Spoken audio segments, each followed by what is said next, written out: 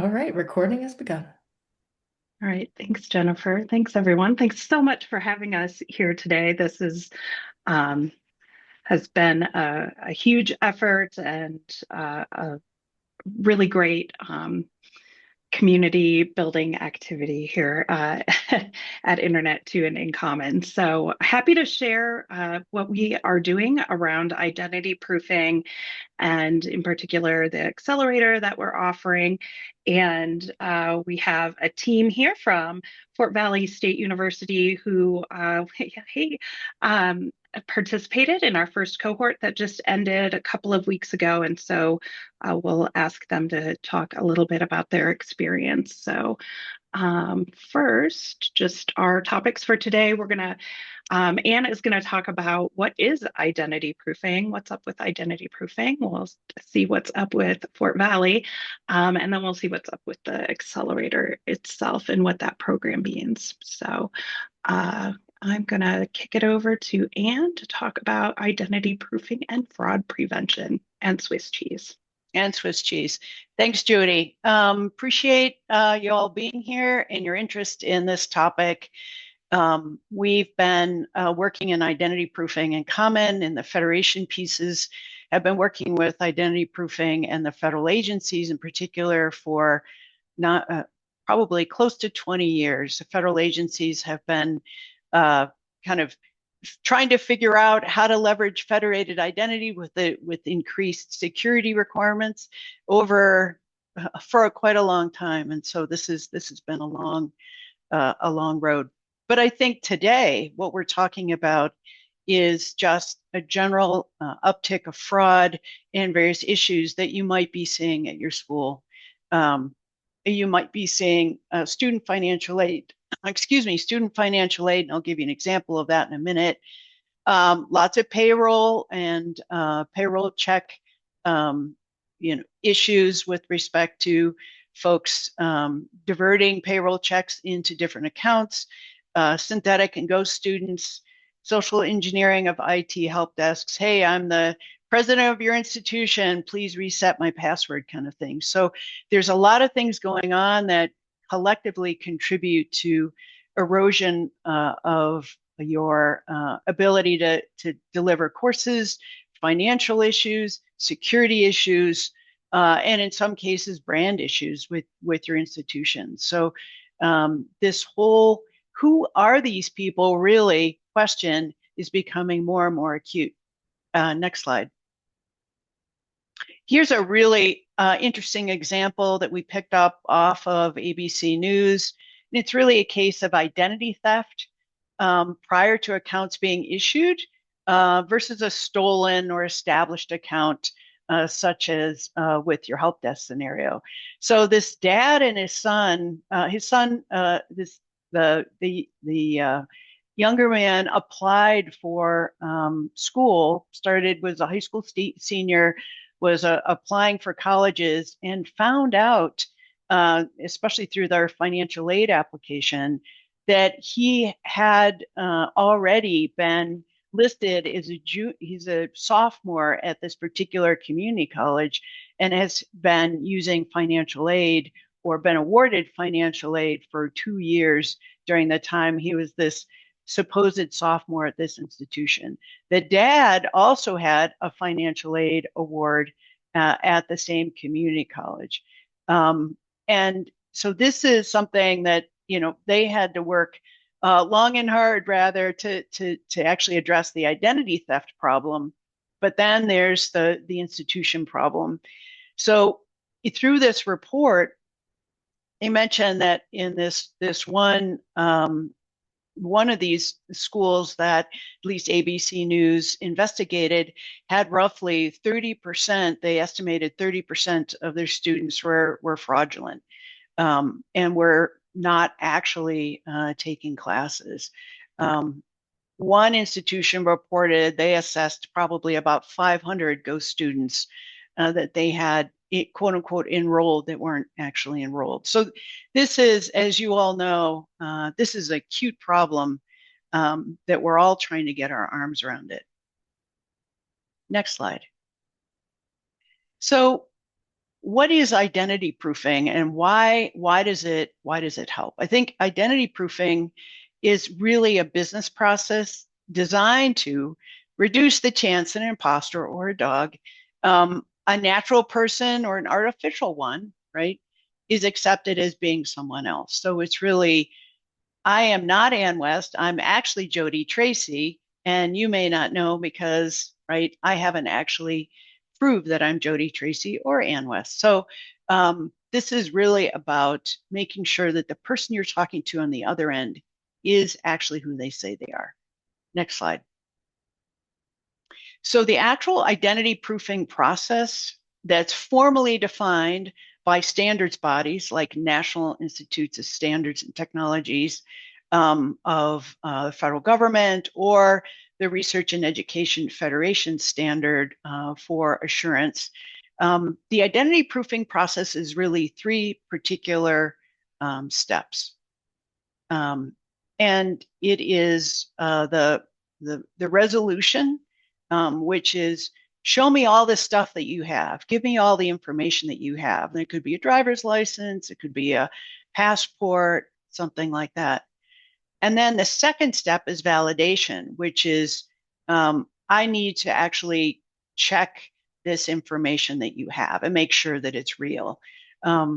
Identity proofing, in many cases, at institutions is, yeah, okay, I'll look at the driver's license and I'll actually look at it. It looks real, right? So if you do it in person, it's a little bit easier to kind of, look at the ID and verify that. It's much harder in a remote setting. In different levels of identity proofing, you actually have to validate that identity, that document is actually real by checking an official list, that the number actually exists and there's an actual valid driver's license that's been issued to that particular person. So it's not only looking at it, but it's possibly checking it remotely with an actual list. And then the last one is making sure that that identity proof document matches me, right? And that's usually done, could be biometric, right? And it's usually done by, a visual look and a picture. So next slide. So that's great. So we understand what the proofing process is. How does it done on campus? Well, what we're finding, and what Jody will tell you in a little bit more detail, we're finding that it really depends, and it's done everywhere.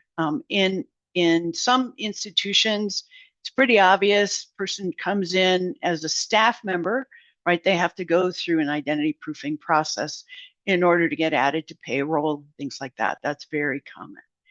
But it also could be done by a help desk, where a person has to go to help desk to maybe get an account, or maybe has to be re-verified because they lost their password, or they've changed into a higher, maybe they're promoted into a position that has ability to purchase more goods or at a higher level. They might need to be identity proofed if your institution requires that for that extra level of security. It could be done by the campus card system. So you might be, for instance, in one of the institutions we talked with, the student actually doesn't get identity proofed until they come to campus and they go to the badging office, and then they're identity proofed. So they go through the full enrollment process, including financial aid award, and then they're identity proofed on campus. So that's an interesting sort of, how do you handle identity proofing with financial aid fraud in that particular instance? They're dealing with that. That's one of the things some of these schools are working on. So many of these departments can take part in this process. IT is usually seen as the one of the organization that has to fix it, right? Because there's, in many cases, it impacts the IT authentication and possibly access into specific services. So from an IT perspective, you really need to, and from an assurance perspective, and assurance is really kind of an indicator or confidence level that your identity proofing is good, right? And it's at the level it needs to be. So from signaling and insurance perspective, you need to confirm how the process has taken place, and you may or may not have to implement some or all of it yourself from an IT perspective. So it could be that there's something going on campus, you have a specific need, a business need for identity proofing, and you could probably leverage, you might be able to leverage what's already happening. Next slide, please. So in summary, it's kind of the cliff notes. Identity proofing is really, I guess you could consider it the front door of security.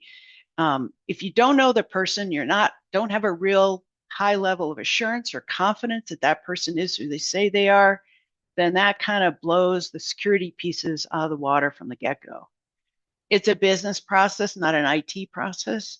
So it puts IT sort of on the out in the community, out in the business areas to try and understand what's going on and how to leverage that for both security, fraud, and other things, challenges of the institution. There are three key components. There's the evidence, as I mentioned, there's the verification of that evidence, there's the validation that that person is tagged with that or associated with that evidence. And then the last one, actually, that I didn't mention, is setting up your user ID and password. So binding the authentication piece to that identity proofing. The whole identity proofing process is protected over time through the strength of authentication. So if your authentication is, strong, then that identity proofing will be protected. There are multiple frameworks for identity proofing and what you need to do. There's the one available from NIST. It's NIST 863. I'll make sure that gets in these slides before they're sent out to you. And then the REFRDS Assurance Framework, which InCommon uses a little bit easier bar to address. And the federal agencies are starting to look at InCommon plus the REFRDS Assurance Framework as access into FISMA moderate types of services. The different levels of implementation of identity proofing. Again, as I mentioned, some you actually have to verify the identity card itself, make sure that that's valid, and that maps to a higher level of assurance that addresses risk at a higher level. And then identity proofing is really a single moment in time and is distinct from authentication, but protected by the strength of your authentication. And with that, I think back to you, Jody. Yeah, let's talk about what we can do about all of that. So I think we'll go ahead and turn things over. We have, like I mentioned, Fort Valley State University is here. Dr. Akuda and his team who participated in our recent cohort of the accelerator. We invited them to come and just talk about their identity proofing experience and what it was like to be in that accelerator. So I will turn it over to the Fort Valley team. Hi, everyone. I'm Didi Akuta. I'm the CIO here at Fort Valley State University. I'm gonna briefly just talk about this. I'll pass it over to my team because yeah, they did the accelerator. So I think when this announcement came out, it probably came out through the InCommon participant listserv, and the team really wanted to go through it. And all they asked of me, can I foot the bill for it? And I was like, sure.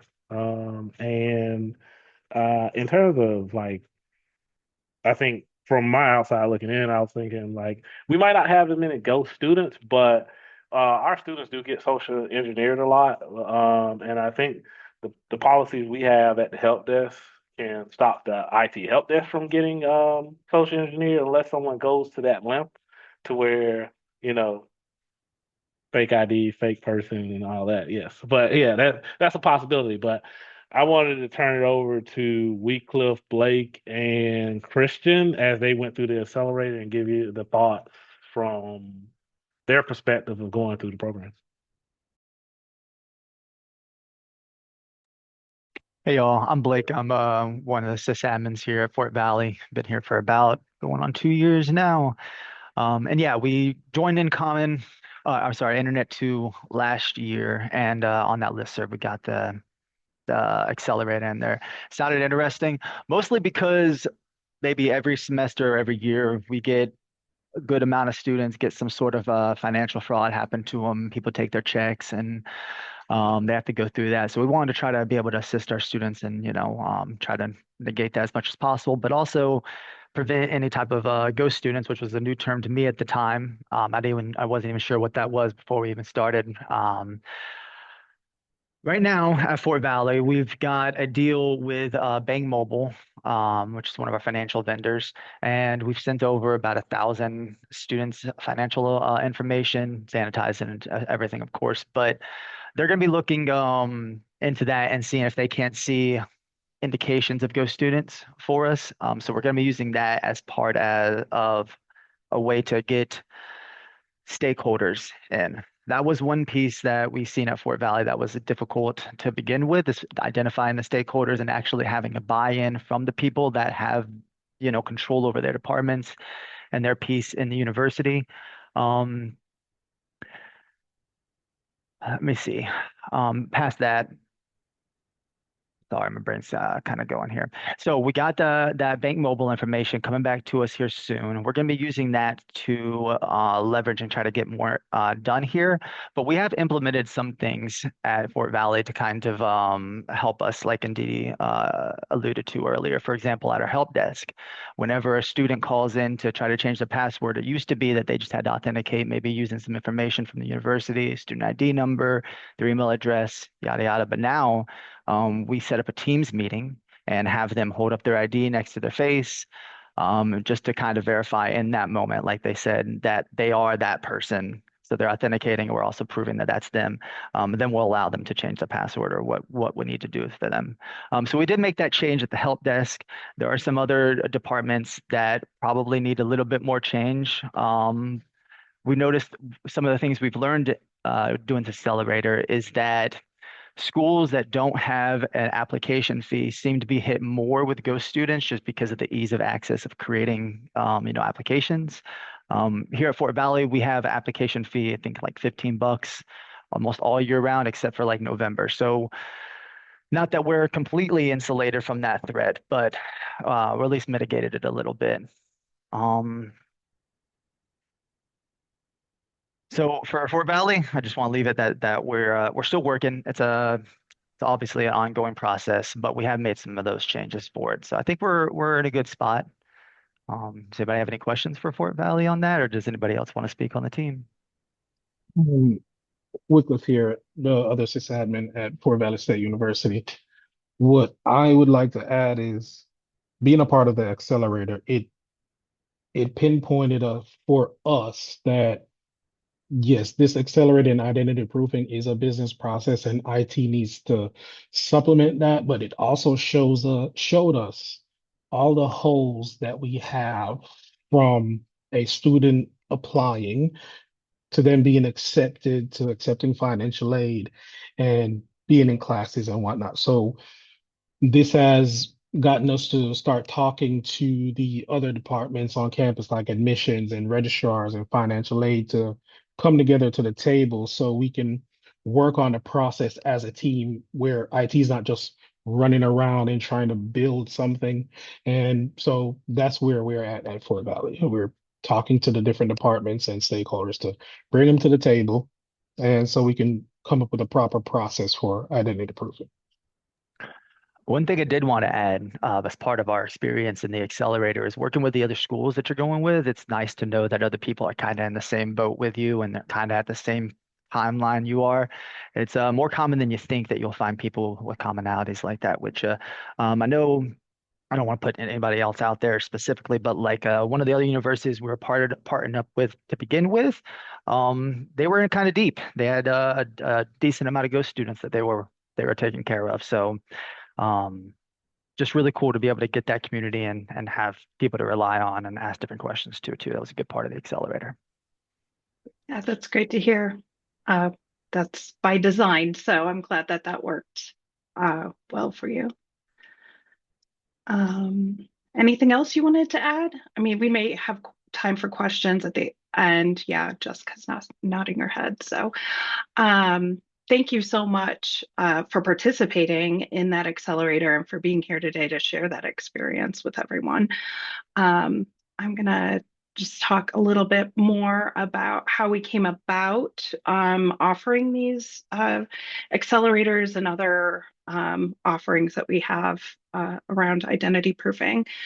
So last fall, we launched a survey for the community, and what we discovered was that, which is no surprise, departments work in silos, and coordination is critical. So as we've heard from Blake and Fort Valley, that it is really imperative to be working across campus. Half the campuses surveyed already had some sort of identity proofing, but a lot of departments may not realize that there's identity proofing going on, or what it looks like. So part of our accelerator is going out to do that research, find out what's going on. 73% want collective purchasing power through NetPlus, and this is an initiative that is going on right now with the NetPlus team, vetting a solution provider for identity proofing. So that is happening right now, and I believe that process will be completed in July. So we'll have more information in a couple of months around that. Everyone's evaluating vendors separately, duplicating effort, which NetPlus will be helping with, and campuses want peer collaboration and education opportunities. So that's why we're here to provide those. So we are working right now. The activities that are going on are that NetPlus identity proofing RFP, like I mentioned. I'm here to talk more about the events that the In Common Academy is offering around this. We had a thread meetup last fall, which got some community members together just to have a conversation about identity proofing, what's happening on their campuses, getting that kind of peer-to-peer aspect.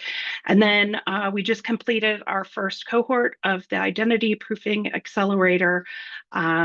This is a program that is helping campuses to with the business process behind identity proofing. So it's more than just a technology solution, right? It's the entire organization.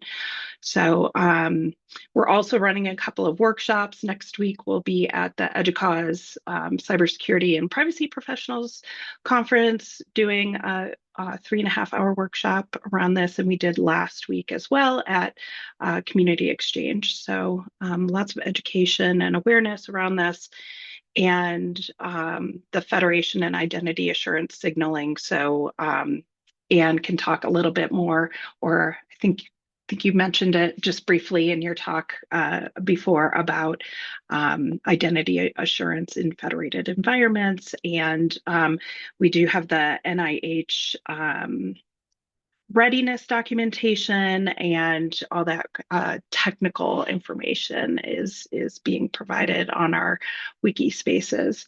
And we do have a link we'll share. I'll dig that up, but we have a link to the main page that has all of that information. So what is an accelerator? We're talking about the accelerator. What is it?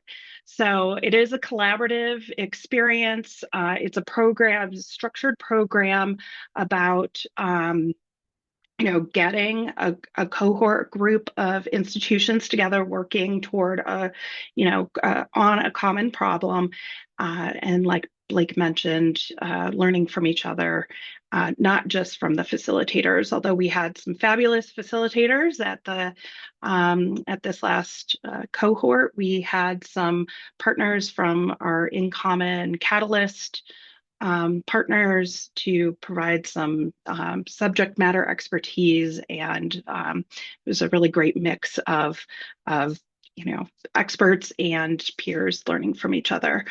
It creates momentum. It's an accelerator, so we're accelerating your efforts, but it's not a typical training. It's just the start of your identity proofing program. So it kicks off the discovery phase, and it produces some tangible outputs. So we work from a workbook, and that everybody's at a different spot. So we're working through the workbooks kind of at different rates, but those are there just as guidance and help along the way.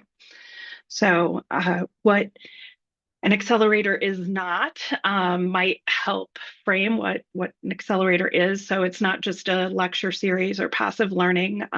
You heard from the Fort Valley team that they were out there doing the work, doing some research, and it's not a product demo or a vendor pitch. So there's not a one size fits all solution. So we're not trying to solve it for every use case. We're trying to solve it for yours, and or help you solve it for yours.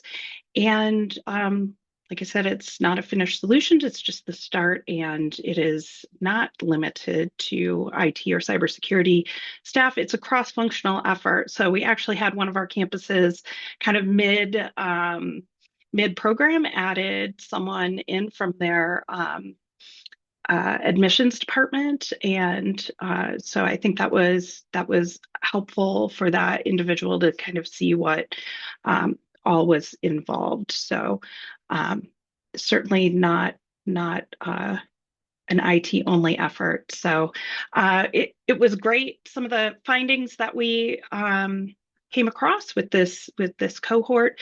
Again, it's an organizational challenge, not just a technical one. It requires institutional-wide buy-in. Relationships are the foundation. So this is a going out and talking to people around campus exercise and building those relationships across campus to be able to implement your identity proofing solutions, because when you go out to your stakeholders around campus, you're finding, it is being done in certain ways and pockets, and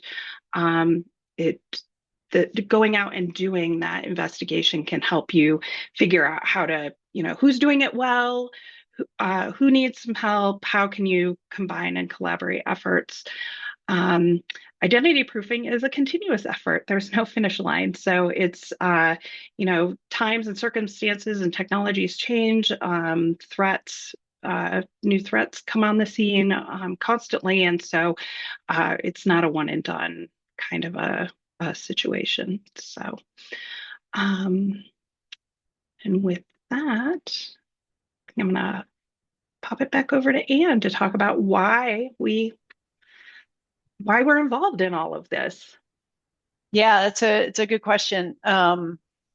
It is identity proofing is a component, and I should say kind of an attribute that contributes to good identity and access management, which is what Internet 2 has been involved in for 30 years. And as I mentioned earlier, we've been at the center of identity assurance in particular, working with our federal agencies. This is our third go round, third time's the charm. But for you all, for IT leadership, the really key pieces from the In Common Federation point of view is that you'll be able to leverage your home institution to access in terms of federal agency services, without putting the burden on upping requirements, security requirements, authentication, assurance requirements on that that user. So if they're leveraging, for instance, login.gov, when NIH or NSF updates their security requirements, the end user will have to go out and do all that work themselves to layer on additional levels of multi-factor or assurance or that kind of thing. With the InCommon solution, IT is helping the institution to do that. And once you do it once, you have this process that you can leverage for multiple things, not just federal agencies. You can leverage the idea of identity proofing for your own security assessment risks, and thinking about how that process can work. So really, in the end, it's trying to help you do more scholarship and for users have less friction in how they do it. And I think we're back to questions. And there is a question. I'm going to start for you, Jody.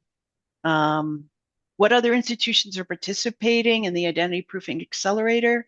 Are there any HBCUs participating? Who leads the project within the institution? Is it CIT, academic affairs, etc.? Yeah, so I won't name the other institutions that are participating. There was some sensitivity around, who might be participating in this. So, but there are Fort Valley was the only HBCU in this cohort, and most of the other institutions were pretty large state universities. So, but as we see, this affects everyone. It isn't just we did have 12 campuses, so this is just the start. And let's see who leads the project. I mean, I think it depends on your campus, but I think the natural leader probably is IT, just to kind of be the driver of the project, just because of identity and access management, but certainly affects all pieces of campus. So somebody needs to be the one to lead that effort. So we're happy to help whoever wants to pick that up. But yeah, we're seeing mostly IT folks. So Susanna. Yes, thank you so much for your presentation. I do have a question. What is the target audience of these bad actors? I know they mentioned schools with no application fee, or is there any other identifiers that you could potentially provide? Maybe smaller schools or schools with lack of IT department or staff or whatever. I don't know if that's something you can answer to. So real quick, thank you for the question. I'm going to stop the recording now, and then we can continue that Q&A. So just a moment here.